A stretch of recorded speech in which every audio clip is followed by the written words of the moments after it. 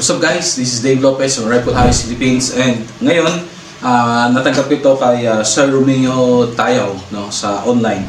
Naghahanap kasi ako ng bag na affordable and quality. So pumunta ako sa mga online shop like Shopee and Lazada, and hindi ako sure if yung durability niya ba, and if merong durable naman na binibentang laruang dihangin na bag, mahal naman at hindi ako maka-customize kasi yung ina-ask ko is 26 to 29 inch para kasya lang yung bag ko, yung laruang dihangin ko sa bag. So ito na siya, and tingnan natin. Actually mabilis lang gumawa si Sir Romeo Tayaw, and nagawa niya sa expected na date ko. Like example, nagsabi siya sa akin, "Sir, gagawin ko na ngayon." Nagulat ako, after ilang days lang tapos pinadala niya sa akin. So after 2 to 3 days dumating na sa akin yung ating bag. So ibuksan natin and itingnan natin kung ano yung laman nito, and tingnan natin kung kumusta yung i-rate natin, kumusta yung durability, yung access, kung users friendly ba siya. So okay, so ito yung bag na natanggap ko sa kanya, RVT Sports Outdoor Concept. Ito din sa kabila, meron din. So kabilaan siya. Okay?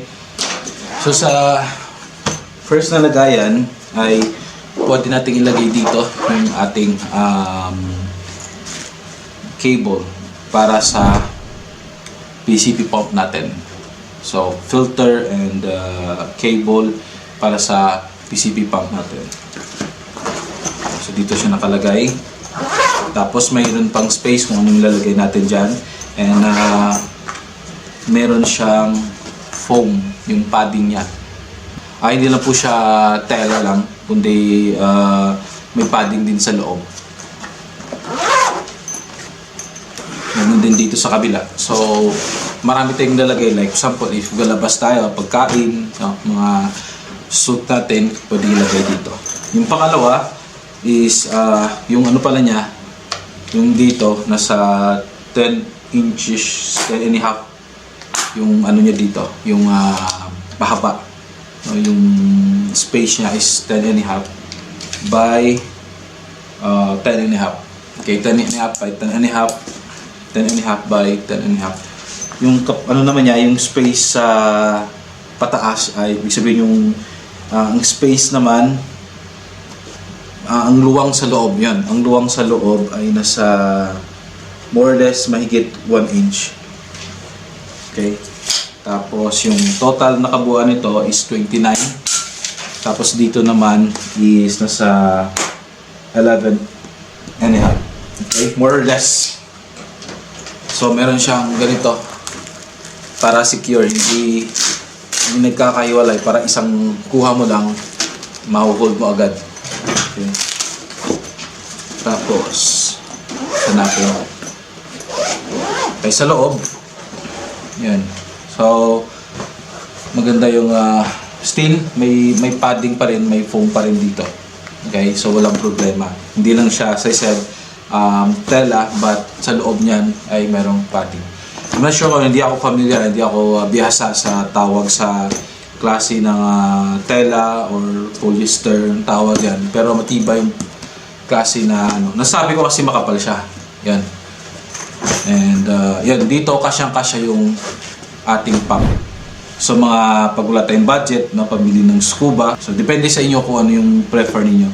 Pump, pwedeng lagyan dito, walang problema. Sobrang kasya lang siya. Kasi yung pump natin sa 25 by 10 and a half. So dapat may clearance para na hindi siya masikip. So grateful, thankful kay Sir Tayaw kasi nilagyan niya ng space, kasi alam niya na pag 26 yung order ko, gagawin niyang 26, maskip na, kaya ginawa niyang 29. Okay, so ito yung pangalawa, and meron siyang padding dito, take note, and meron din padding dito. Tapos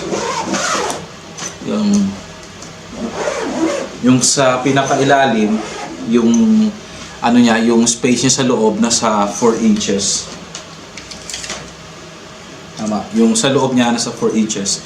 yung space sa loob. Ito naman yung pangatlo, maliban sa dalawa na ito, mas 2.5 more or less. So yan, buksan natin. Yan, ito siya. So, merong padding pa rin dito para na yung ating pump at yung ating unit ay hindi magasgasan. So saktong-sakto lang. At meron din siyang nilagay na ganito para mailagay mo sa loob. Tapos yung kapal ng padding sa likod is makapal siya. Okay. The same yung kapal dito at dito. Tapos iba din yung padding. Matigas ito pero medyo manipis lang. Tapos ito naman hindi siya matigas pero makapal. So saktong-sakto lang yung unit natin. Ayan. So ito siya yung gawa ni Sir Tayaw sa atin. So napaka ganda kasi it's easy dalhin sa labas, no? Pag gusto natin mag-target shooting sa labas. So madali lang siyang dalhin, tapos maiksi lang siya and hindi agaw pansin. Ito yung aking reviews. From 1 to 5, yung rate ko dito is 5 star. Kasi maganda yung gawa niya. Actually, nang nag-ask ko kay Sir Tayo, hindi ako nagpakilala na ako si Dave Lopez. Yung sabi ko lang sa kanya is Dave. So ito po ay hindi sponsors, wala po itong, hindi po ito libre, no? So binayaran ko po ito. And yung gawa nito sa YouTube. Sabi ko, i-check mo nga siya kasi kailangan ko ng bag na maiksi lang, na 26 to 29 inches. So nag-chat ako sa si Dave. And sabi niya, sige sir, gawa natin. Hindi ako nagpakilala na ako si Dave Lopez or ipopromote ko yung items na kasi ayoko na yung parang ilibre. So, mas nakakahiya naman na gamitin natin yung channel natin, yung natin para bigyan tayo. So, kung may matanggap akong email sa Messenger, sa YouTube or sa aking Gmail, okay yun. Pero yung magpapakilala ako para na mayroong sponsor, so medyo nakakahiya kasi pinaghihirapan din na yung gawa nila, so binibili din na yung materials na ginagawa nila, unless siguro pag matagal na kaming friends magpadala sa akin ng problema, pero in that time hindi ako napakilala. At suburb guys, kasi during that time na tapos niya na, tapos sinawagan niya ako, video call, sabi niya familiar yung name, sabi niya ikaw ba si Dave Lopez ng nagbablog? Sabi ko, sir. So sabi niya, nice meeting you sir. So, nag-usap kami. Yung ginagawa niya at pinapadala niya is maganda at quality. Hindi lang yung, ay dahil po promote niya, gandahin natin. Hindi. Yung lahat ng gawa niya is maganda.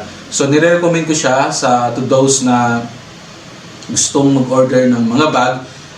Punta po kayo kay, hanapin niyo lang si Sir Romeo Tayo sa kanyang Messenger. As I said, honest review po ito kasi hindi po ito sponsored na nagamit. Ito po ay binili ko sa kanya. No? So maraming salamat po sa pagantabay at panonood. Patuloy lang po kayo na manood sa mga natin, sa mga channel. At least paano may matutunan kayo or may recommend ako. So always remember to chill, keep safe, and enjoy. This is Dave Lopez from Iray Palavis, Philippines, and I'll see you soon. Chill out.